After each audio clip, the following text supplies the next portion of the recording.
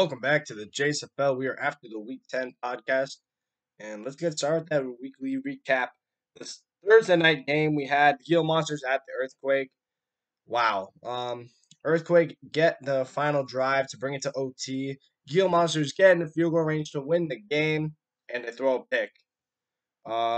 Yeah, so that was really bad. And then Andre got him in the field goal range. He's suspended for the season now, though, because he was out off an injury on the sheet, but they put him in.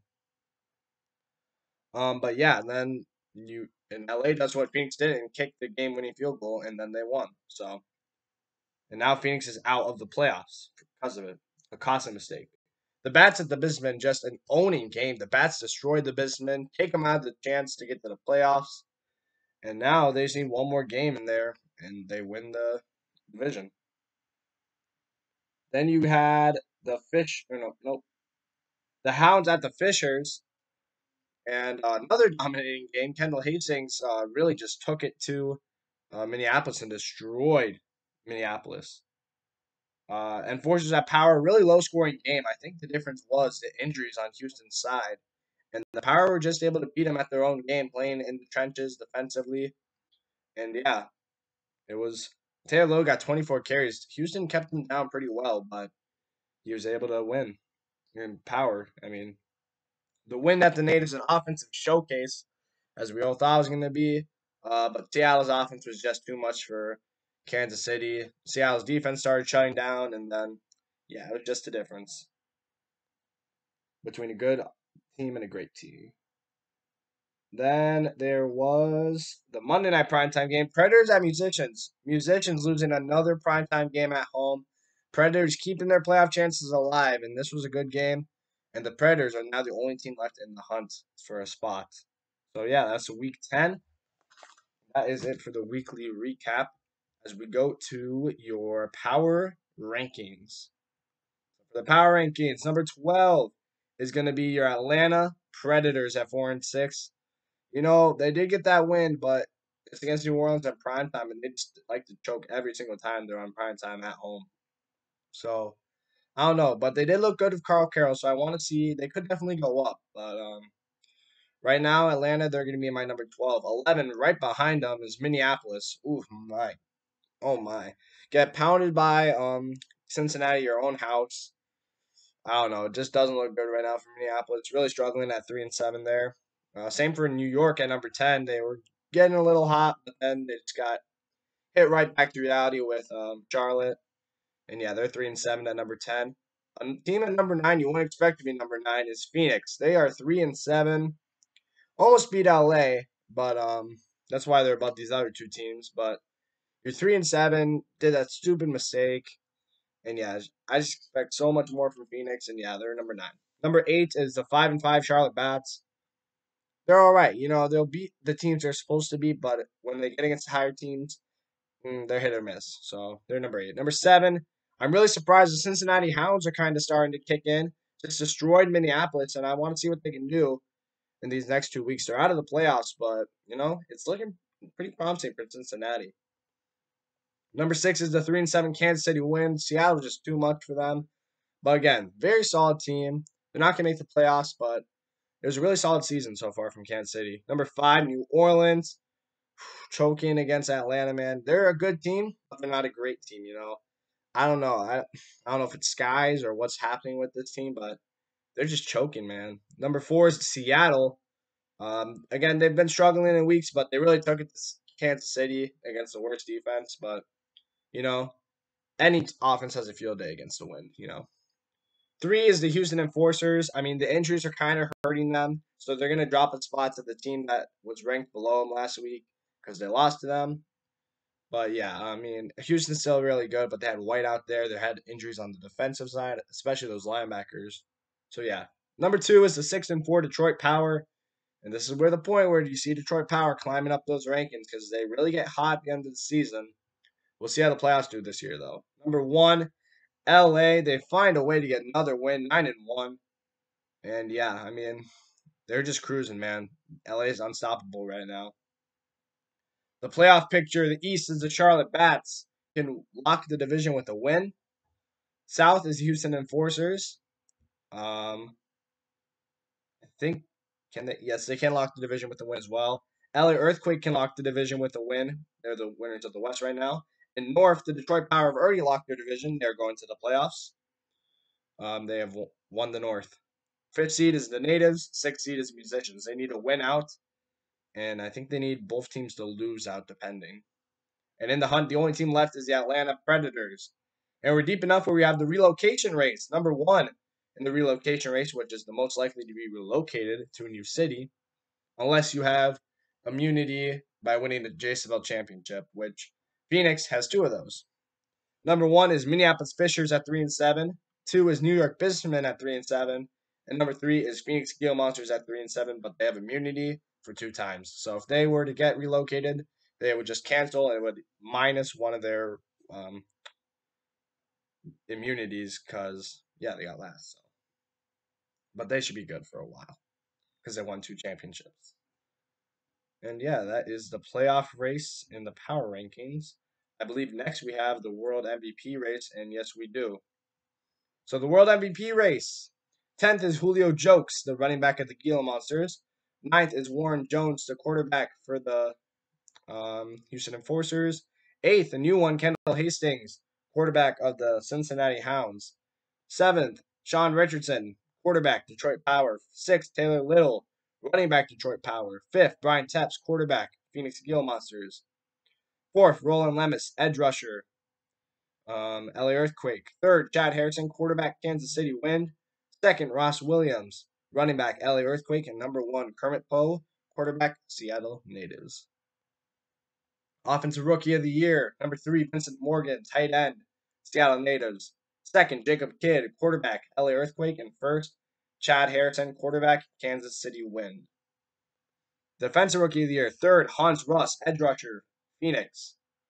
2nd, Andrew Saunders, safety, Cincinnati. And 1st, Zachary Wong, linebacker or inside linebacker of the Charlotte Bats. So it's Offensive Rookie of the Year. I think we know who that's going to be. But Defensive Rookie of the Year is really close. There's 2 guys I want to give a shout out to, Elias Clean and Lamar Campbell, who are right on that race too. So that is the Offense and Defensive Rookie of the Year along with your World MVP race. We go to Players of the Week. So for offense, we had Kermit Poe with his great standout performance against Kansas City. 13 for 20, 288 yards, and 2 passing touchdowns. But his running game is what put him above the others. 7 attempts, 91 yards, and a rushing touchdown. 51 points. Defensive Player of the Week, Darius Simp, the corner of Charlotte. A solo tackle, 2 assists, 2 picks, and a pick 6. So that is your Defensive and Offensive Player of the Week. We also did the tops this week. So let's look at the player tops, which is the most of their possession, Quarterback completions leading the league is Chad Harrison with 229. Also, he leads attempts with 323 and yards with 2,544 and touchdowns with 17. Leading in picks is a different quarterback, Kendall Hastings, with 12. You don't want to be leading that category. But he does lead a different category that's way better, is rushing points in Kendall Hastings. Now to the running backs attempts. Ross Williams leads the league with 181 yards, or 181 attempts. He also leads Taylor Little is your league leader in yards. He has 880. Could get 1,000 this year. Touchdowns is also Taylor Little with 7. Broken tackles is Julio Jokes with 38. And receiving points is Julio Jokes with 92. Receivers, receptions, Eric Fitzgerald for Kansas City with 51. Yards, Tyler Jackson for the Bats, 676. Touchdowns, Eric Fitzgerald with 8. Tight ends, receptions is Lowell Snyder for Minneapolis with 59. Yards is Kurt Hammond for Kansas City with 653. And 6 touchdowns for Detroit Power tight end Hector McDaniel. So And then defensively, solo tackles David Medina for Detroit leads the league with 59. Assists is Jordan Jackson for Phoenix with 54. Tackles for loss is Chris Johnson with 17. Sacks is Roland Lemus with 28.5. And interceptions is Darius Simp and Derek Dirk combined for 4. Or not combined. Tied for 4. And fumbles is a lot of people at 4. So there is those two. And next is the injury report. Actually, let's do offense and defense first. So offensively, first is the natives. Or no, that's pass. Still, offensively first is the natives. Second is the power. Third, earthquake. Fourth, hounds. Fifth, enforcers. Sixth, musicians. Seventh, bats. Eighth, Gila monsters. Ninth, wind.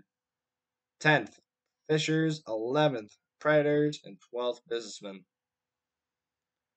Rushing offense. First, power. Second, enforcers. Third, natives. Fourth, hounds. Fifth, Gila monsters. Sixth, fishers. Seventh, earthquake. Eighth, predators. Ninth, businessmen.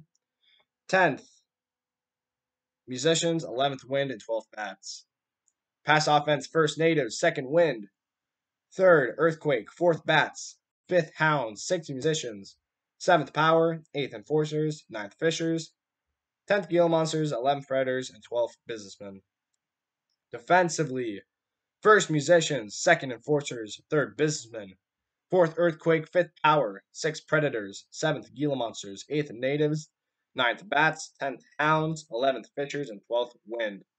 Rushing defense. First, enforcers. Second, power. Third, musicians. Fourth, earthquake. Fifth, natives. Sixth, predators. Seventh, businessmen. Eighth, wind. Ninth, fishers. 10th, bats. 11th, Gila monsters. And 12th, hounds. In passing defense, musicians are first. Second is Gila monsters. Third, enforcers. Fourth, hounds. Fifth, businessmen. Sixth, earthquake. Seventh, natives. Eighth, bats. Ninth, power. 10th, predators. 11th, fishers. And 12th is the wind. So that is your offense and defensive stats. Then we got your injury reports. So let's start with businessmen. Returning this week is Ken Jones, and back next week is Aaron Corona. Then for the bats, Aaron Hardy will return to the wild card, so pretty healthy there for the bats. Atlanta, they have, let's see, returning this week is Brent Ruiz, the outside linebacker, and that will be it. Returning next week is Trent Hudson, Lee Bridges, and Xander Knox. His injury got pushed out one more week.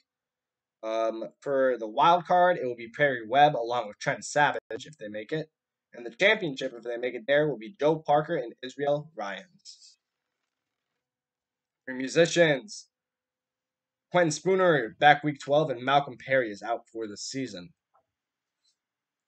For the enforcers, Mel Dexter is out or Warren Jones returns this week. Mel Dexter returns next week. For the divisional, John Reed and Alden Clemens will be back. John Reed is new. And Eric Prostit, his injury has been pushed out to the championship. And then, let's see, we got the wind.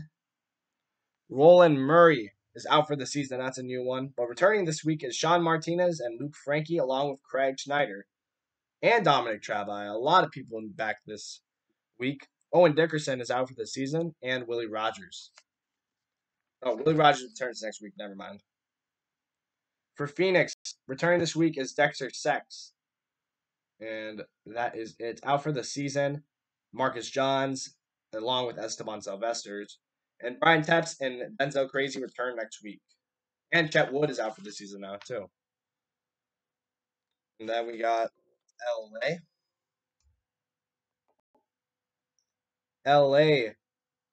Ross Williams out for the season. That's new. Number 2 in the MVP race. Terry Foster back next week. And Kane Holster and Will Lawson will be back in the wild card. Esteban Andrade is also suspended for the season. Will Lawson is a new injury. For the natives, Joel Cummings comes back this week. William Hextall back next week, along with new one Mark Lisa. He'll be back next week. Sheldon Lee out for the wild card. Ronaldo Smith out for the season, and Kendall Carls will be back for the championship. Minneapolis, Melvin Carlson returns this week, and Avon Ifsten and Jared Aguilar are out for the season. Detroit, Winford Peters back next week, and Hugo Bell back for the championship. And Cincinnati, Frank Jog suspended for the season. Carlton Soto out for the season. Lawrence Bush returns this week. And Darian Piper out for the season. And that is it. So let's go to your predictions for this week. We got first off, Thursday night, Enforcers at Wind divisional matchup. And, with all these injuries, Warren Jones returned this week, though. So, I think I got to get to Houston, man. I think their defense is too much for the young rookie, even though the young rookie is very good. But Earthquake and Natives is your 1 p.m. Another good matchup. I'm going to give it to the Natives, man. I think they come out this week swinging at home, and I think they get it done. Fishers at Businessmen. So this is kind of the toilet bowl for the relocation right now. I think the Fishers get it done. I think so. Musicians at Bats is the next one. And I think that's going to be I think that's close, but I think Musicians get it done since it's not prime time. Predators at Gila Monsters. I'm going to give it to the Gila Monsters. And then Hounds at the Power for your Monday Nighter. I think the Power get it done. So, yeah, that is it for this week. Before week 11, after week 10, whatever you call it, podcast. I'm your player, commissioner, and commentator, Josh Hexel, and I will see you on Thursday Night Primetime.